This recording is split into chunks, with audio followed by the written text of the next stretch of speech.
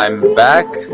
Today we had an interesting lecture from a professor from Pratt University, and he said that it's important to not think of lines and boxes and volumes as the standard shapes that we've seen them for, but to be creative and imaginative.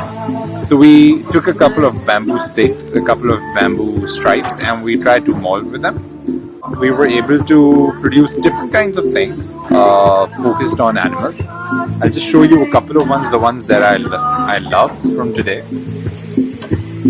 It's difficult to see in 2D in camera, but these are just lines that can be seen as a crane.